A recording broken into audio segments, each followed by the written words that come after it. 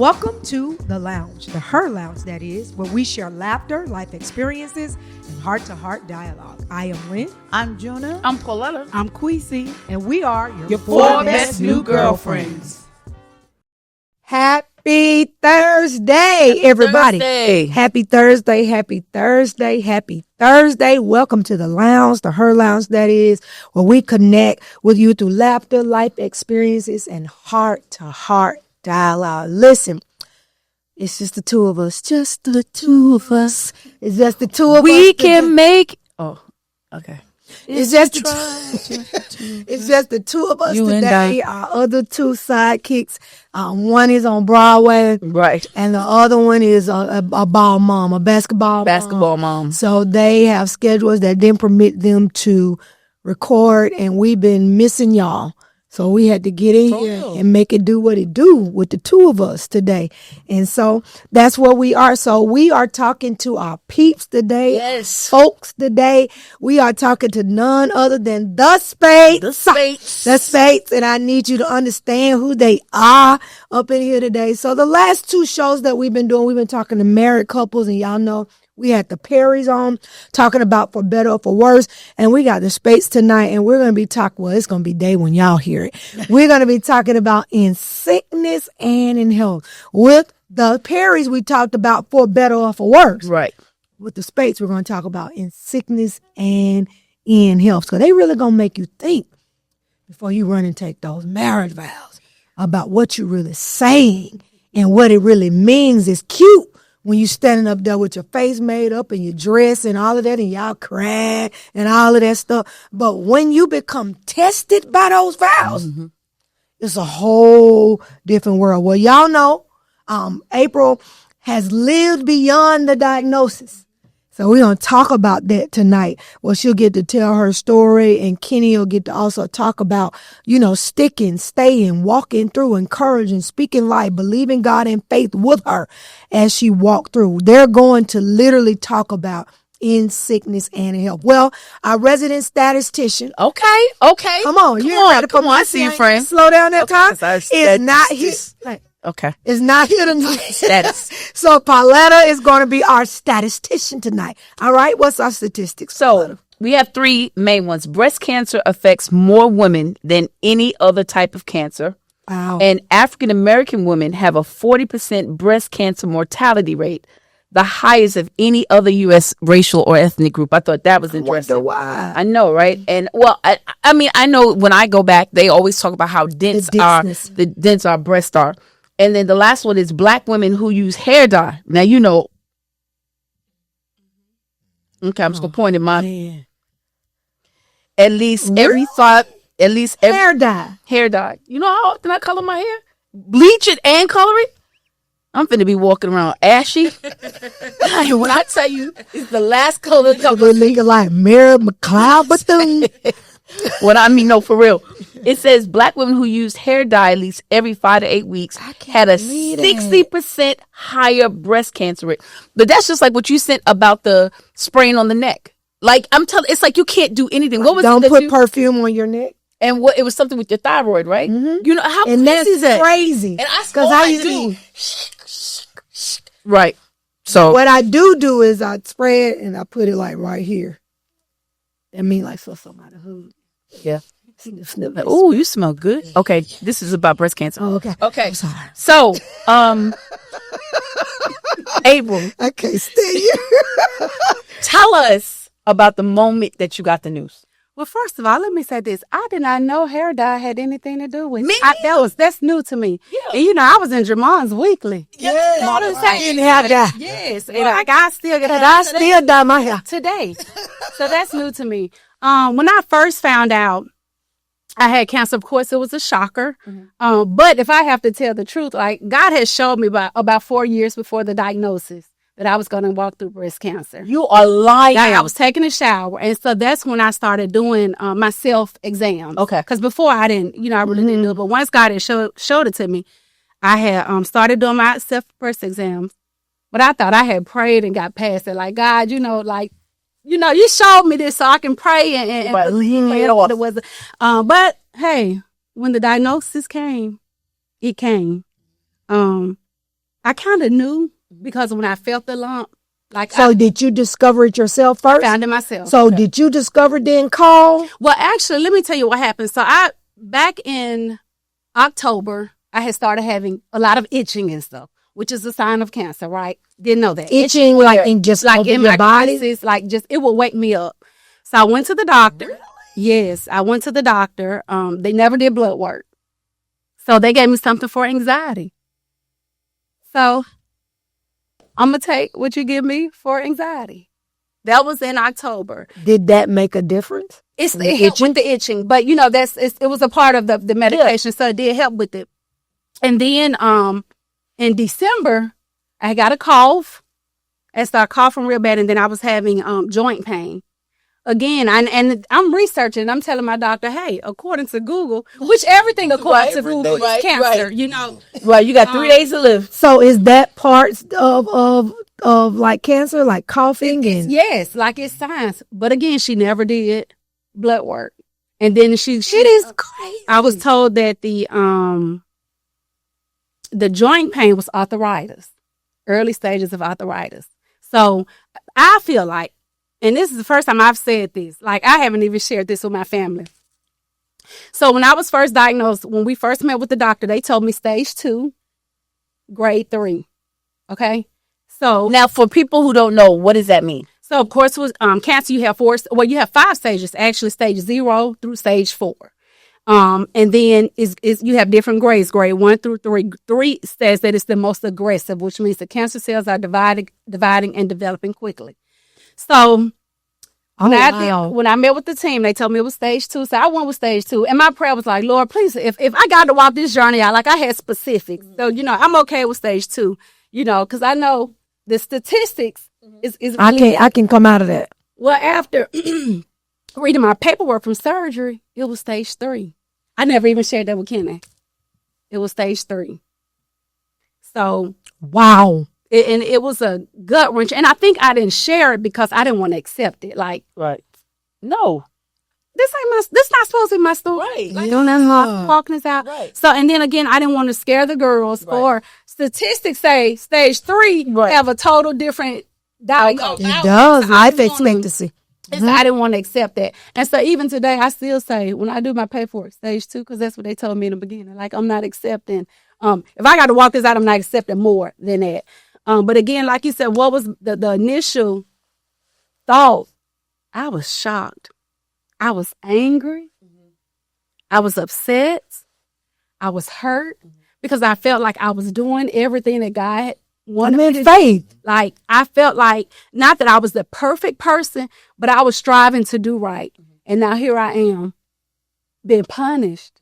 Like, to me, it was a punishment. Like, this is a journey I got to walk out that I wasn't expecting. Like, I didn't feel like I deserved to be, have to take on this, you know, this process. What about you? How was it for you, Kenny? It was scary. Scary. I don't think I never shared, and I even shared it with April before.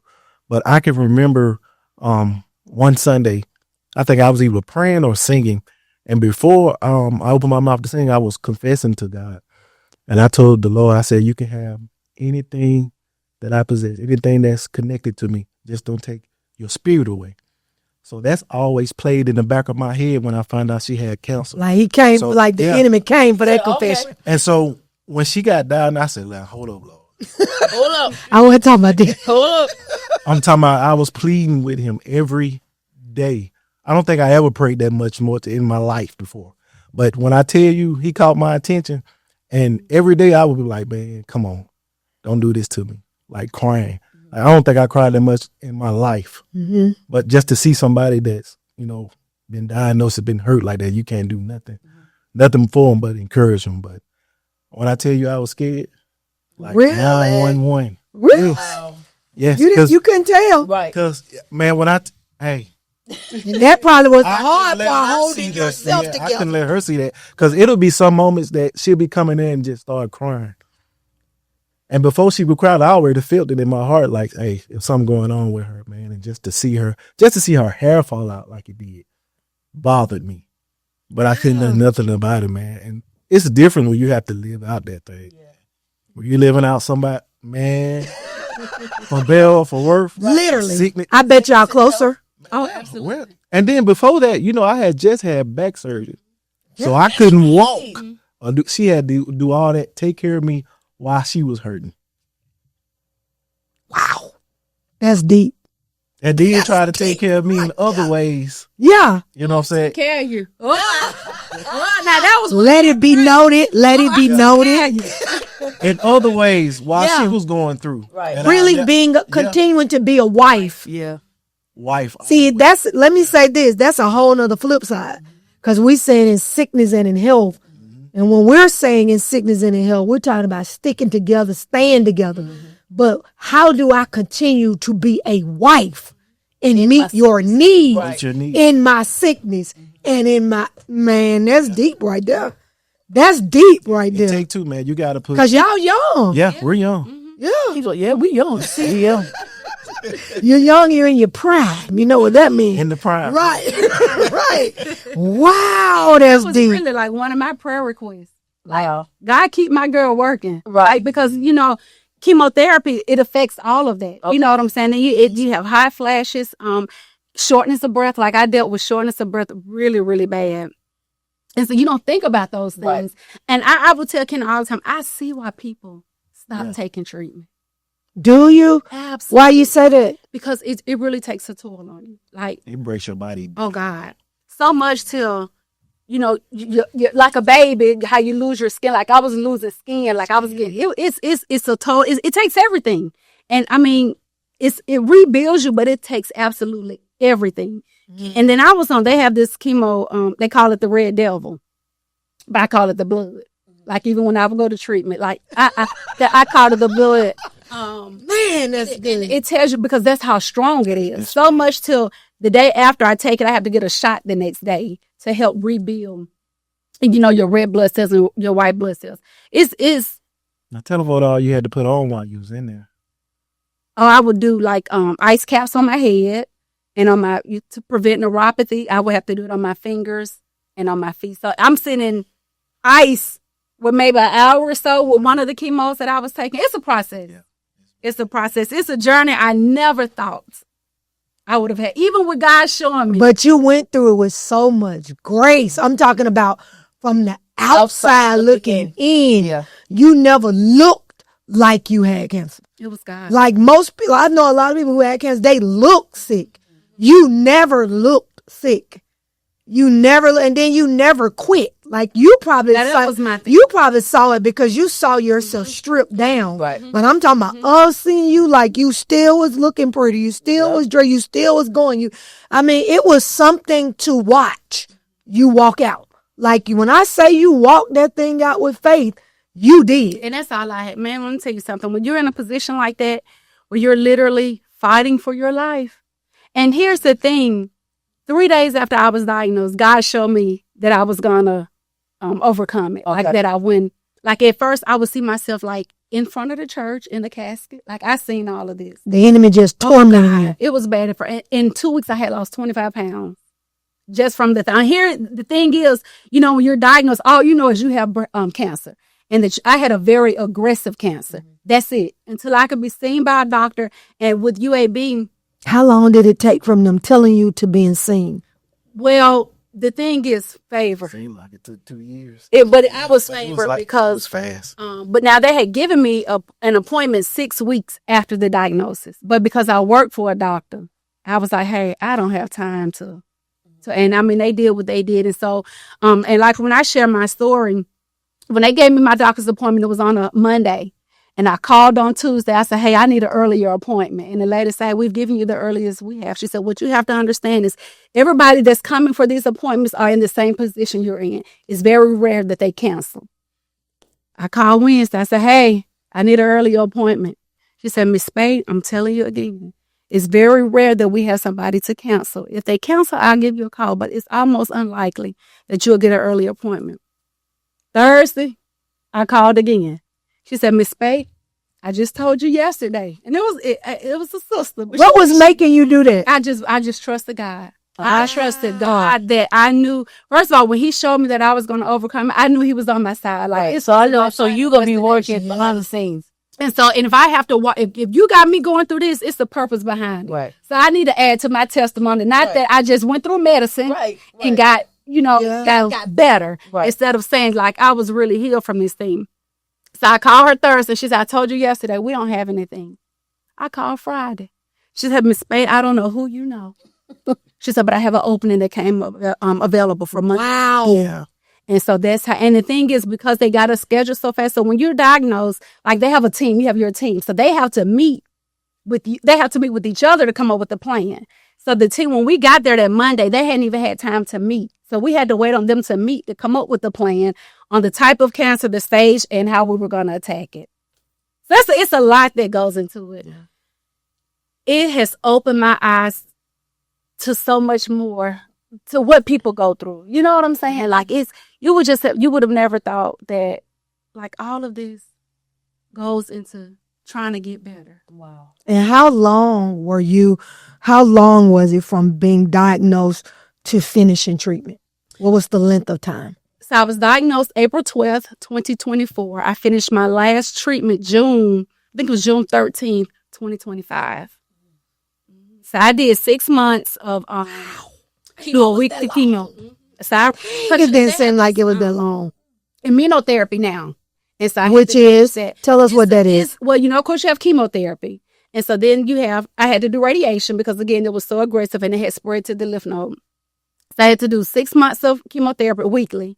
I did 32 rounds of daily radiation. And then I did 6 months of immunotherapy. And it's a new drug, I would assume, but it was supposed to work. So what it's supposed to do is it recognize the cancer cells in the beginning. So before I could start chemo, like I had to do the Keytruda. So it recognized the cancer cells. So when if any cancer cells come after the fact, then it should be able to target it and be able to kill it. Wow. It's a process. Why are you sitting like that? Because I was just blown away. You know what I'm saying? You just never know. It's a process. You just see her showing up Sunday. You don't know, but you know what I'm saying? Yeah. What's going on Monday through Friday. Wow. Okay. Well, sometimes going through. Was it times were it times, I know because you was just talking about the enemy tormenting. Were there times when you had to make a decision that I'm going to live? Oh, absolutely. Absolutely. And it was times I was like, hey, I've had enough. Really? Oh, God, yeah. Because that chemo, and I would tell you have no appetite. You can't taste anything. You get mouth sores. Like you shortness of breath. So for me to walk, even at home, for me to walk from the bedroom to the bathroom, like I can't hardly breathe. You know what I'm saying? So, oh yeah, it's tough. Kenny, how was that watching it? Like her can't breathe, her hair falling out. You see her emotionally break down, and then you got kids and you got to keep the girls because y'all family is very tight knit, very close. So how was that? Like as her husband watching this? It was hard to watch at first, but then, I started encouraging her. I made sure I encouraged her every day. I told her how beautiful she was, man. I said, hey, you look real good today. And she was like, huh? Well, I said, yeah, you look good today. I mean, not knowing, that's what she needed, but man. You had just made a decision. Yeah. I'm going to speak life. And you really did. You walked that thing out. She did. You bad. Yeah. Well, she did. For moments, man, like the time she told me, she said, I think it's spreading to my brain. Because actually, she had a lot of moments like that. Really? What I didn't know is that chemo doesn't reach your brain. It doesn't? It doesn't reach your brain. The way, and I don't know the exact way it's set up, but chemo doesn't reach your brain. So a lot of times when it comes back, it's known to go to your brain. Interesting fact, huh? Wow. I never knew that. So whatever the protection is or whatever, so a lot of times if you have the... you gotta preach right now. What? Yeah, so in my mind, I'm like... No, for real. Yeah. Like, what's stopping it from going to your brain? Right. What's stopping it? You don't get on it. No, April better get on it. Yeah. Yeah, she better get on it. It's mind blowing. Like I said, things you just would have never thought. You know what I'm saying? Wow. It's there. Wow. How was it telling your kids? Tough. And walking them through that? it was tough. And I try not to get emotional because I feel like they put their life on hold for me. You know, think about it. I found out in April. And actually, we had a vacation plan for Kaja's graduation because, you know, she was graduating in May. And we was going to DR for graduation. So I had to cancel our trip. But she was a trooper. That's her though. Yeah. And it really That's her. was. I think it affected Kaya the worst. Really? Well, Kaya, what make you say that? her reaction? Like Kaya, you know, they were in Tuscaloosa. And Did they know you were getting tested? You ain't say nothing about none of that. Y'all just. Yeah, because I didn't want to scare them or, you know, things like that. And what was so ironic is maybe a week before that, Kaya was talking about, like, Mama, do you get your yearly mammograms? Or you do, like, out of the blue? You know what I'm saying? Which is confirmation that they can handle this. You know what I'm saying? Yeah. At the end of the day. But Kaya, I think, took it the hardest. Kennedy was very quiet with it. Now, my heart goes out to her because she watched it. Because she was at home. She watched Kennedy break down. You know what I'm saying? She literally watched this thing unfold. But she was a trooper. Like she carried it well. And I'm sure there's times she had her moments, but she didn't let it be known to y'all. She never let it be known. And then too, you know, going through chemo, you have so many emotions. I remember I broke down over Taco Bell. What you mean? What was it about? They forgot to put Mexican pizza in there. I lost She it. lost. Really? Emotionally. And it wasn't even really the Mexican It people. was on me. Really? And actually, it was in there. I just didn't see it. So, but I done cut up so bad, and I was like, you know, I'm just tired. And Kaya came in there. She was like, hey, Hey, don't say that. I don't care what you're going through. This is food. Like, don't say you're tired. Right. Like, she checked me, but I needed that. You know what I'm Wow. saying? Because a lot of times you think you're physically walking this thing out by yourself. When all alone, you got so many people that's genuinely Man, when I tell you people were genuinely cheering, no, what I'm telling, like, what I'm saying, everybody was like, yes. And I mean, but from the moment you told me, the thing I heard was, this is not unto death. and it was almost as if Jesus himself said, that gave me so much. I heard that immediately. You were on the way out of town. Was I? Oh, God, yes. You was in the car. You were in the car. And all the way out of town. And I mean, I just remember because when you said it, it was almost as if Jesus came. Well, down. God had told me that. And Because you that's said- always what I ask. I always ask, all right, God, how these going? Right. Because I need to know how to pray. I need to know how to approach. You need to know I'm going to have to be about to take care of my cousin. Like, really, that's how my mind, no, I'm for real. Like, that's how my mind was going. Like, tell me what? Because I know, like, the level of being there for him was going to go to a whole nother level. Because I know what you are to him in his life, you know, and your kids, you know, your family is all like, you really are the rock. So I knew that. So I'm looking at that and then I'm like, oh Lord, you know, I got to hold my cousin up. Yeah. But I heard the Lord say, hey, this is not unto death. She will walk through it. And I was peaceful. I was like, oh, okay. You know, I had peace about it. However, and I never for 1 second did not believe God was going to not heal me. It was just walking. The process. He just had our moment. And which is what I was going to ask you. One of my next questions, like, how much of your decision to live was spiritual and how much of it was natural? You know, like how much, like I know, like you're praying, you have faith, but like naturally, like what kind of decision did you have to make, or what did you do naturally to make the decision to live? Because she wouldn't let us take some of her work. She wouldn't let us spread her That work would make me thin. mad. Yeah, Like she wouldn't. She was there. I mean, she was like, please, I one think I day, text you or please don't take nothing away from me. Like I'm for real. She was like in tears. Yeah. Don't take my assignments from me. You know, and I'm like, okay, you know. But she was, and I'm just like, but she really don't need to be doing all of that. Right. But she was adamant, like, no, yeah. And I never took off work. My thing was with God. If I got to Man, walk that this- is crazy. It's gonna be supernatural. and I don't want to miss church, and I don't want to miss work. Like, if you're making me walk this thing out, I don't want to miss church, and I don't want to miss work.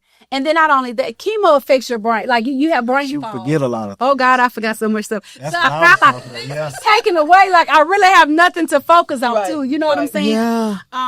But my prayer was, God, if you take this away from me, like, hey, what else? How much of what you taught your children did you see manifest as you walk through this? Like the God that you've taught your children, the God that you've exposed your children to. When this hard moment comes, How did that manifest in your girls? I was mind blown on just their faith.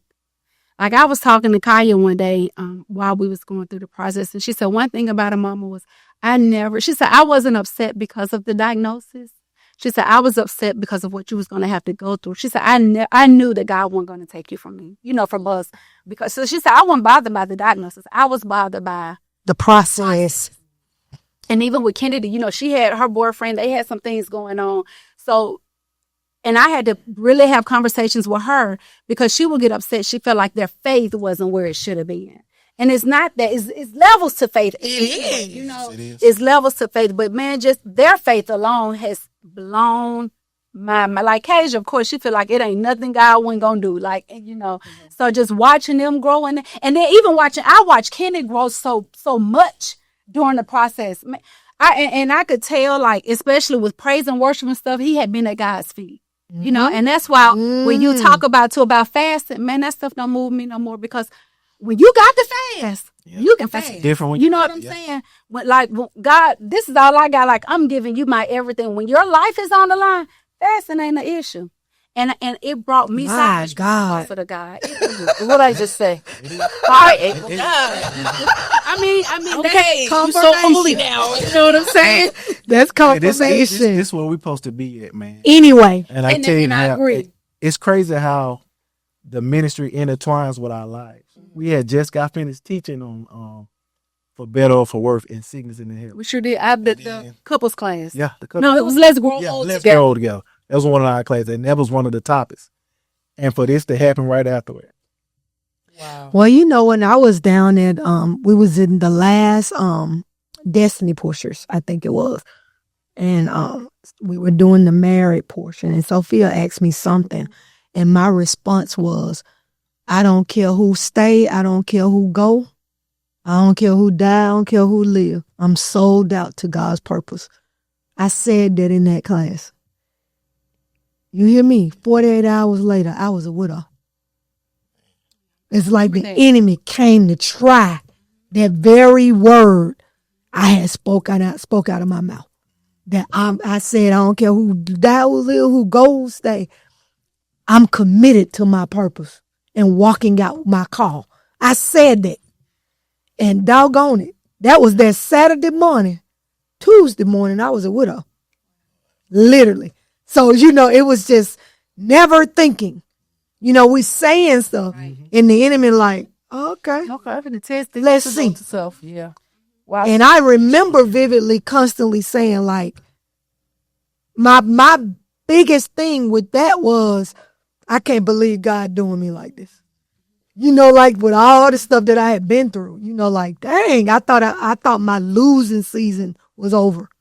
Because we had done the book, When God Remembers You on the Other Side of Losing It All. You couldn't tell me I wasn't done losing. So, I'm just like, what? It was that. That's amazing, y'all. Okay, let me ask you this. We know, Kenny, that you were an emotional. I need you to understand how in tune we are. Because I was like, right here. Oh, my God. Okay. I'm sorry. Kenny, we know that you are like an emotional anchor for April, but who was your emotional anchor? Who did you lean on? So, I think we kind of did that at your award ceremony. So the person I would call, and we would spend hours talking on the phone about nothing. Man, he would just let me vent to him. Man, was one of my good friends named Anthony Daniels. Oh, baby, that's the one who was crying so hard when he came and got his award. Ooh, he wept like Jesus wept. Just and just get everything off my chest. No. It's not secret. He's married. I mean, we don't kidding. So We're gonna go for a break right now. off my chest now. I got no hang with no single person. We have nothing in common. Everybody ain't we gonna be mad. That's good. Bust your bubble.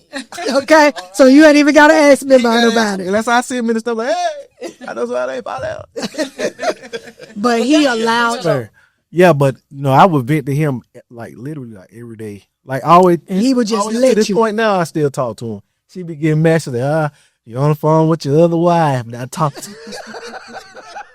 But he was an anchor. Yeah, he was an anchor. And then, man, when you sent Bishop to talk to me, I never thanked you publicly, I want to thank you for that, man. I was at a point like, hey, I done got download. I ain't gonna be able to pick side that side. And I felt that, and I was just like, nah, I can't pick him up because I'm emotional too. So let me see who I can tap in. And I reached out. He ain't hardly had to say no. He goes, it's gonna be all right, Doc. I was good. Yeah, it's the way he said with so much surety. Yeah. Yeah, that was man. Bishop. I think they're like the only two people I really talked to when I was going through. But my boy T, he really held you up. Yeah, he held me up, man. That's huge. Tough times. We were bouncing ideas off each other. Hey, man, you need to be looking out for this. Make sure your wife go do this and do that. I'm telling him all this stuff, man. But but me and him, we were the ones that talk every day. Wow, that's good because the truth is, an anchor needs an anchor, and that's and, so. I'm sorry, and Dave. I forgot. Dave, I know he was checking on you. Yeah, they check on everybody any way. But they got me through some times too. My brother would call me, but he didn't really, his heart so tender. Yeah. He would call. I couldn't even update him in. Really? He could tell. I said, let me. He would lose it. Communicate. With that's just him. Justin has always been so tender-hearted. I remember years ago when Grandma was going through dementia. This was many years ago, and Justin was keeping her. Like this day, we was like, Justin gonna keep her. Justin called us, crying so hard in the phone. All of us was together, like me, Bob, and he was like, I can't see her like this. And she wasn't doing that. It was just because, she's not acting like herself. She talking out her head. She running in the room. And, Grandma used to be doing some crazy stuff. Running in the room, acting like somebody after her. Or she would be hollering at the TV, talking back to the TV. And I think for him to visibly see it. He could take it. He called us on the phone. He was crying so hard. He was like, I can't do this. I can't do this. And we had to go back to the house. It's just because of him. He loved hard. He does. You know what I'm saying? He loved hard, and when he love you, he's extremely loyal, and he can't see you. Yeah, he can't see you like that. He's just that type of person. It was kind of like with Bean, when they was like, y'all want to see? I want to remember her when I was hugging her Wednesday night and messing with her and calling her a stranger and acting like I couldn't put my arm around her. Right. Like, let me remember that. Right. And her be like, now, auntie, now you run out now. Like, let me remember that. I don't want to see nothing else. I don't want that to be my finality. I'm going to say this too, only because we are here and we're talking about this because, and I didn't have any, this won't be out by the time I'll be said it by the time this come out. But even this week, we've been kind of holding each other up, April and I, because we've been waiting on the results, both of us, of our pathology reports. And so, unbeknownst to people, so for the last couple of months, I've been going through a lot of testing and them seeing stuff and, all this, all that testing. It'll wear you out. And, the first couple of rounds, I didn't say anything to anybody. I just went through it. I didn't tell Chris, nobody. I didn't tell nobody. God permitted me to say something to Charlotte when we was in Atlanta. And he was like, I wrestled with that. Because I was like, telling Charlotte before I tell my baby, telling Charlotte before I tell my family. But God was like, tell her because she's going to stand in the gap as an intercessor. And so God let me tell Charlotte, and I told Charlotte, and she was like, what you say? I say I'm healed. She said, well, I'm going to go with what you say. She was the only one who knew for a while. And it was only because God made me tell her. Like, I was like, no, God. He was like, tell her, because she's going to pray. Right. And so I told her, and I still didn't say anything to Chris. And I didn't say anything to Chris because he had just walked through this battle with his dad. And he's his dad's only child. He's my only child. And I know how he's always felt like being an only child. Like, he hate that. He wish he had siblings. And he has always said that because he said, I don't want everything to be on me concerning y'all. Like, if something happened to dad, everything on me. Something happened to you, everything on me. So he has always desired siblings because he never wanted to be in a position, in a place to have to make decisions and carry us both on his own. So that was another reason why I didn't want to tell him, but I remember when his dad found out that he was diagnosed, I was the first person his dad told, my ex-husband, right? Okay. I was the first person that his dad told. And when his dad told me, I said, you need to tell Chris. I said, because it's unfair, because he's going to have to walk you through that, because his dad's single, I'm single. And then Chris is our only child. And I said, you need to tell him, because he's going to have to walk through this with you. And it's unfair to not tell him. Well, it was like weeks went by. I had went through maybe probably about my second or third round of testing by now. And so, cause at one point they saw 2 spots, then they was like, we only, your scan showing something different than your ultrasound, so it was kind of like a going back and forth, and then I was just walking in the house one day and God said, how you going to tell Chris to tell Chris, but you won't tell Chris? Wow. When Chris going to have to walk you through it as well. And so that's when I said something. I can't remember how I told him. And so he was fine. He was like, oh, man, you fine. He was like, now, Mom, when Daddy told me, I was like, I don't know about that. I felt the way. He was like, but I'm telling you, Mom, you healed. Like, I ain't even worried about it. Whatever. But it was still, walking it out. And even, going for my test, my, biopsy. Going for my biopsy when it was like, Miss Gates, we're going to have to, do some light incision. You know how it go, blah, blah, blah, to do testing, see what it is. Even though you're walking in faith, you still want to hear that it's nothing. Benign. Yes, you still want to hear, because all these weeks the enemy has just been torturing me. He has just been tormenting me. You know what I'm saying? Like, you just keep going through one thing after another, even torturing me in the area of this, what you're doing ain't even what you're supposed to be doing. And that's why you going through so many attacks, or, I'm telling you, just the enemy, because people don't understand the private battles, that you never speak of. But even I'm saying all of that to say, all of this week, like April got her, and then we got another person that we waiting on her, because she getting a benign. That's right. And we all gonna testify together. We waiting, because we ain't accepted nothing but that. But it's been the 3 of us, and April got her results. And so, once April found out, she been on me. And I really haven't been wanting to say nothing for real, but she be, hey, what's your day? What day? She just been on me. And I'm really kind of like, I ain't gonna say nothing. Cause even Pauletta fussed and was like, hey man, you don't have to go through this by yourself. Cause I know how you is, and you will go through this by yourself, and you won't say nothing. You don't have to go through this by yourself. And I'm like, and I really didn't even tell my nieces like that. I mean, they heard me in church. I don't really think they really heard me. And my ex-husband, that's how he found out, because he didn't listen to the broadcast at the church and then text me, hey, you okay? Yeah. He take you to the doctor? Yeah, right. But he was constantly checking on me, and he was just like, this is a distraction. This is nothing but a distraction. And he said that, and I didn't never say anything about what he said. Then when I told Chris said the same thing his daddy said. Mama, God told me this is just a distraction. And Pauletta sent me this text. I mean, I can't say word for word what it said, but the text was just like, she won't fold. She literally won't fold. Like, the enemy is looking at you saying, this girl won't fold. Like, nothing will make her fall. And so, I'm saying all that to say, early this week, April text and said, hey, benign, and today, I don't know what time it was. I was at my desk. Only person that worked that knew was my manager. I didn't tell anybody else. I told my manager because I was going to be taking days off. So I was taking days off, but I didn't want anybody to know while I was taking the days off. She was the only person that I told. I'm trying to figure out what time was it when I found out. At 3:33 p.m. today. I answer the phone. They be talking so slow, and you like, come on now. Doing all this slow talking.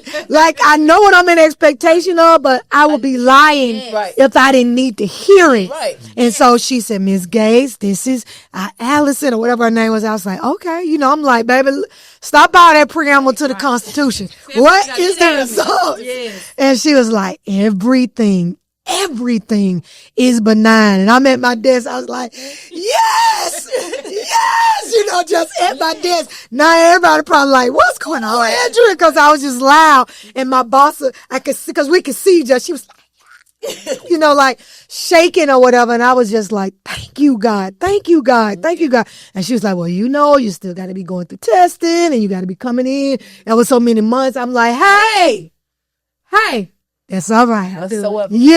So being able to text, I think you're the first people I text, hey, it's benign or whatever. So just waiting, in that waiting process, because this been some months that I've been going through all the testing and testing and this and again and going through this test and this. Like, I'm so tired of being tested and taking our work and, because they are not understanding why this showing this and this ain't showing this and, and all of that type stuff. So, yeah. But, today I got my news. You know what I'm saying? Absolutely no cancer. So that was great. April got that same thing. If y'all can remember that Sunday when God made me tell the church, and I hadn't even told my child. Remember when I was preaching? At the same time? Oh, wow. God, remember I said that Sunday? I had never even said anything to Chris. Wow. And I'm preaching and I hear the Lord say, tell him. And so, have y'all ever been arguing back and forth with God, like in real time? And I'm like, no. And he like, yes. I'm like, no. And he like, yes. I'm like, no. But I ain't told my baby. He finna know now. That's real, like I was saying. Remember that Sunday I said, April, we gonna testify together. Yep. So, hey. And on my way, like it was somebody, else who's a partner who reached out to me and was like, hey, I got a biopsy in the morning. I didn't even tell anybody about the biopsy part. And I was like, so do I. And she was like, what, Pastor? And I was like, yes. I said, we gonna walk in healed together. So constantly my child, walk in there like you healed. Walk in there, I said, if somebody tell you, encouraging you, you ain't preached me to life. Had to beat you down. Resurrect. But, I'm just saying, even in the middle of that, even though you believe in God and all of that, to hear it, and to be confirmed, and then all that time in between that waiting period, going through all these different tests, and the enemy just playing on your mind, here you go again. You're going to go through something else, and da-da-da-da-da-da, So, hey, people don't have a clue, right? That the private part that you walk through. So yeah, that was good. That was good. I know you talked about the decision to live. Were there ever points that you entertained that I'm tired of this and you could take me? Absolutely. Really? Well, absolutely. Yes. My biggest thing too. And I bet your family was like, And I did share these mental battles, say like, man, enough is enough, and I think the time when I had to go to the hospital, I was like, God. Well, actually, let me tell you, the first time I had this mental breakdown, I was at the church for choir rehearsal and I got sick.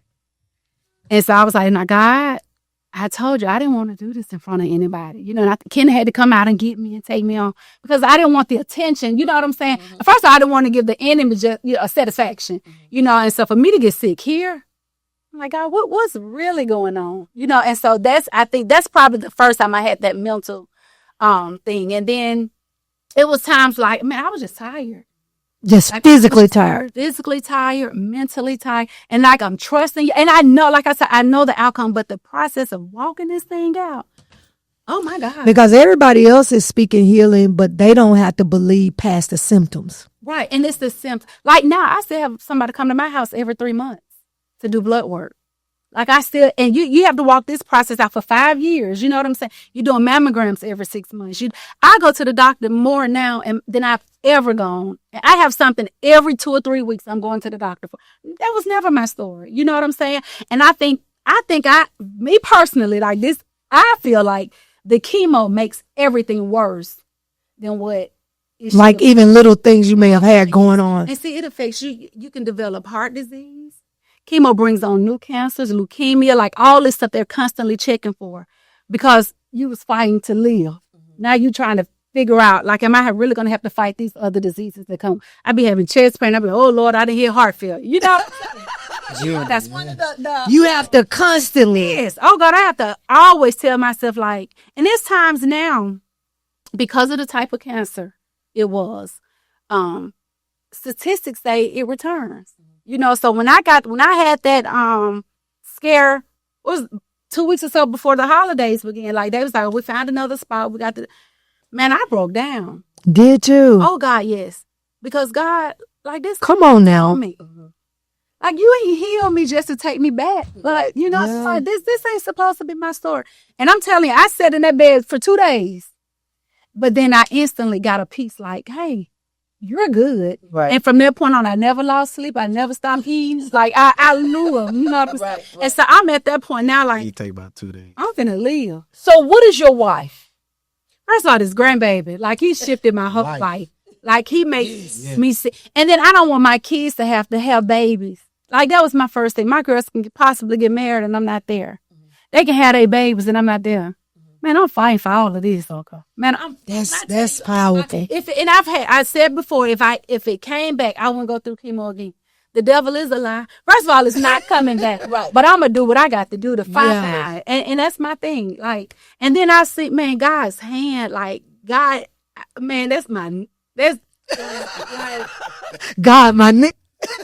Man, let me tell you something. Like, I know I'm one of his favorites. Yeah. Right. And just from, and it's not all materialistic, but even how he shifted the whole dynamics of our life from this. Everything has shifted. Wow. If talking about the baby being born on your birthday. Finances to relationship to like everything has shifted. It's mind blowing. Wow. Kenny, how has this propelled your faith? Like walking through this, how has this, because I'm saying you can have faith to walk through this, but how has the faith you gained from walking through this showed up in other areas of your life? Because faith is faith. Yeah. Oh, yeah. It's taking my faith to a whole other. I literally think I can walk on water. Literally. After going through this. Like literally walk on water. Man, to see somebody that's down like that and say, oh, no, you're going to be here. You okay? And see them walk to this on the other side. And then for God to give you signs while you're going through the process. Small victories to let you know everything going to be okay. I got your back. He said he'll never leave us nor forsake us. Like literally. Every day. Every day, like giving you that daily bread. Daily bread. Wow. Every day. That daily strength. I mean, you have your moments, man. You have your moments where you break down, but man, you give you a sign and you be just like that. On the other side of it, man. Look like, hey, what's next? Hey, I think I can come lay hands on you. And you did up. Be able to sit, raise the day. Wow. Hey. I feel like, man, there's nothing. Wow. I ain't teaming about nothing. Wow. Get up, Lazarus. Come on. Literally. Come on, follow me. How has this shifted your marriage? Hey, it's taking it to we've been close, but not this close. It's a whole nother level of love. Like we seen each other at our worst, like within a year. Cause you were sick. Yeah, she was. I don't think I couldn't walk. I couldn't do nothing. That's hard for a man not to be able to do nothing. I couldn't do nothing. And for her to take care of me, I'll never forget what you said. We was about to have relations one day. Relations. We was about to making Jello. And he what? What the Bible say? What the Bible say? He knew her. He knew her. I was about to know her again. Jello. He's out of relations. We was about to. Please. And she said, "What if I can't?" And she had a tear in her eye. That shifted my whole way of thinking. Wow. I'm a selfish person. Can I say it? I'll be honest when it comes to that. When she said that, I was like, hey, there's something going on. I need to put my needs on the back burner. I can understand why marriages, they fall apart while people going through cancer and stuff like that. It's hard. It's real tough, especially for a man. But when she told me that, you remember you said that? I don't. Yeah. I'm talking about she was crying. She said, what if I can't? I heard her say that. I was like, man, something going on with her. And from that point on, I started putting her first and everything. Like, I'm good. Yeah, I'm good. I tell her, you're beautiful, And I needed that because you don't feel like yourself. Right. You don't. But it shifted my way of thinking, man. Like, especially from we've been married 24 years. Yeah. You could have got this. He timed that just right because it been bad early on. Really? Yeah. Absolutely. Yeah. 5 years ago. Yeah. Really? What You do you just a say? different person. I'm a different person, man. Timing is everything. Yeah. And we neglect timing sometimes, but man, God has a way of doing things, man. Wow. And he won't process you when you're not ready for it. It's literally like he set you up to win. If you let him, Yeah. you got to let him. He set you up to win. That is so good. That's good. Well, let's take a break. You want to take a break? No, we're not taking a break. That's like no. I don't think so. I don't Okay, think we so need let a me break. ask you this. So when we were talking, one of the questions, let me ask you this, Lynn. Have you ever had to make a decision to live? Yeah. When? Just when I was just in deep depression. And I can remember it vividly. I think we were in Lone Oak. This is when I stayed in Hueytown. I was just so unhappy. And I was tired of being unhappy. And I just remember Chris was a little boy. And he was sitting next to me. We was watching TV. But he had no idea I was just weeping. He had no idea that I was crying. He was like laying on me watching TV. I could say he probably was about maybe 6, 7-ish. And he was we was on the sofa watching TV. And he was laying on me. And we looking at TV, but I'm just crying. But the lights off, it's dark in the room, you remember TV. So he couldn't see that I was crying. And then I didn't, but the tears was just going. Yeah, because I was I just really want to go. I'm tired. I'm tired of fighting. I'm tired of being unhappy.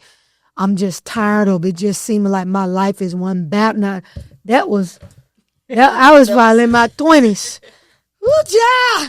30 years ago. God got to have something amazing for me. He has to. But I probably was in my 20s or early 30s then. Wow. And I was feeling then like I feel now. Like, I'm so tired of fighting God. But I remember vividly just sitting there and just was like, I don't want my life to be a toil story, And I was just tired, and I was just so unhappy. And I felt that suicidal spirit on me. Like, I really wanted to take my life just as peacefully, like to bother nobody. No, for real. Right. But I'm crying, and like he's on my arm laying on me, and I look over, and I literally hear the Lord say, live for him. Wow. So I tell people there were seasons in my life where it wasn't. Please hear me, because I don't want to be deep. I want to be real. Right. There were seasons in my life where it wasn't my relationship with God that killed me. It was seasons in my life that the only thing that kept me was my son. It wasn't because my faith in God was so great.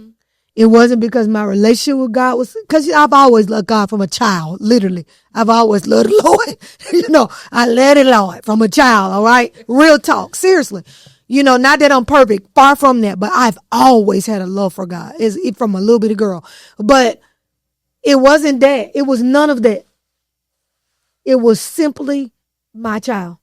So when I say what you birth will cause you to live, that's the truth. It was some seasons that it was only Chris. And me not wanting him to live without his mother like I had to grow up without my mother. I don't wish that on anybody. My grandma done her best. My granddaddy done his best. But yeah, there was a deficit. Yeah. Especially emotionally. Yeah. You understand what I'm saying? Which is why I'm probably I can be callous. Like, I say callous, but I can be what people would say tough. Hard. Because it's kind of like life teaches you. But, I didn't grow up with hugging and I love you and affection and yeah, your opinion didn't matter. What you thought didn't matter. You didn't have nobody. I remember I used to write my grandma letters just to try to get her to talk to me. As a kid, I would write my grandma letters and leave them on the table going out for school, hoping that the letter would make her have a conversation. I'm getting emotional. Make her have a conversation with me. You understand what I'm saying? So you got to think about growing up, no one telling you they love you. I know they loved me, but now, because I understood their love was acts of service. I understand, but nobody telling you they love you. Nobody affirming you. Nobody. The affirmation I got was always outside of my house. Do you understand what I'm saying? You so pretty. Oh my God, you such a pretty girl. You so smart. That's why compliments mean nothing to me. Like, that's why when people compliment me, it don't go to my head. That's why nothing I've accomplished goes to my head. That's why none of it. Like I was telling y'all, the girl at work was like, when I saw you on social media, and then I see how you walk around here, I was like, there's no way this is the same person. Because none of that blows my head up. Because I grew up in a household where I was never affirmed. All of my affirmation came from outside of my household, from teachers who loved me so much. You know, faculty at the school and friends and, you know, friends' parents. So, you know, that, working through that, you know, I don't wish that on anybody. Not having that parent that can be emotionally connected to you. You know, like even when we did the podcast and Chris was saying, I could talk to my mom about anything. Do you know how that made me feel?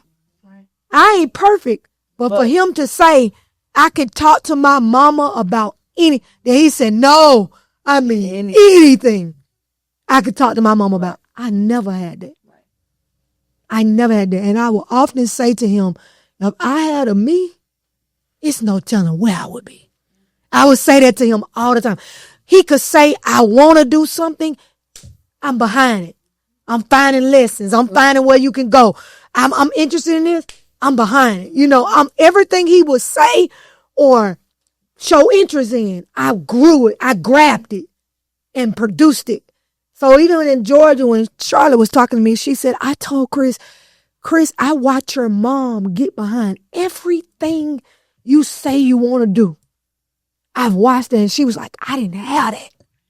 But you to have that kind of mom, whatever you say, whatever you show interest in, whatever you say you want to do, she jumped behind it. I didn't have that.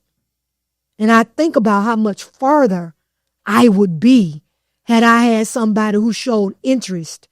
You know what I'm saying? Even in school, I was smart as a whip. All through school, straight A students. But then I got to junior high school, I think I made a B or a C. And I remember it tore me up. I never recovered. But it's like my grandma was present until about the 6th grade. And when I got to 6th grade, it's like she was like, all right. You on your own? Yeah, I was on my own. I'm for real. Like no one checked on if I did my homework. No one checked on if it was as if I was raising myself. So if anything was going to be done, I had to be self-motivated. Or it wasn't going to get done. So think about that versus what he got. You know, and I always say, if you out of me, you could bring me some.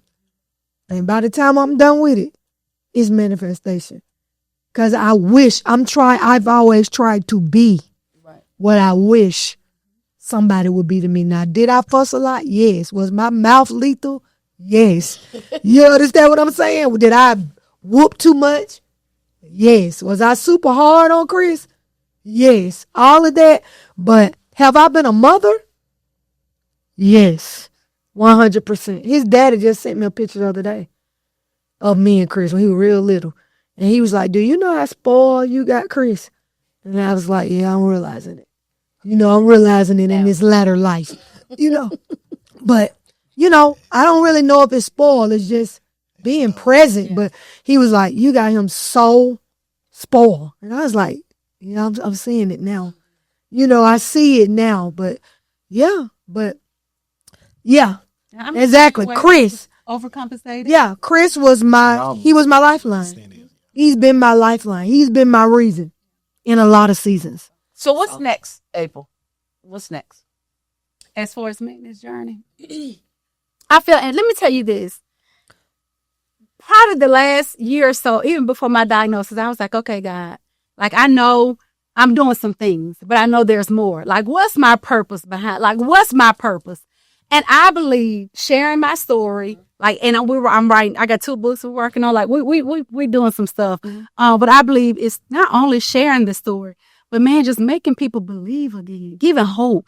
You know what I'm saying? Like you can do this. Right. Like this is not the end of you. And the thing is, medicine has changed so much too, but God supersedes all of that. Right. Like, listen, my whole testimony is God. Like that's my testimony. Like it's just God. And I mean, It's just God. And now Royce, Right. he a reason. He a reason to live. But and I believe too, God gave him when he did. You know what I'm saying? Like it's just a part of my story. Like because even with going through radiation and all of that, and then finding out Kaya was pregnant, like it was a punch in the gut. But then Ken was like, "Hey, we don't know what God is doing with this." Like, and He is. When I tell you when I got that call about a month or so ago that they found another spot, I came home. I got my baby and we laid there together because it gives you just a sense of, he gives me a sense of peace. You know what I'm saying? And it's just mind blowing, like how God uses people, the little things. Somebody so little. Small victories. Mm-hmm. Bringing life. Yeah. Even today when I sent Pauletta, benign, no cancer, she said, man, we got too many vacations to go on. You got too much to do. You got, she just started rattling off a list. And that's true. Too much to build, too much to see, too much to witness. Yeah. So in good health. Yeah. With long life. Yes. He satisfy me and show me his salvation. Y'all, this has been good. Question of the week. Should making the decision to live be based on others? That's really good. So y'all know to continue to follow us on our platforms, on YouTube, on Facebook, on Instagram, The Her Lounge, at The Her Lounge Podcast. You will find us there, and we want to continue talking with you. Should making the decision to live be based on others? You heard my answer. What's your answer? Thank y'all for tuning in. Shout out to the Speight. Dropping so many gems and nuggets in here. Really good. Was, this very good. Really, really, really good. So we love y'all. See you next Thursday.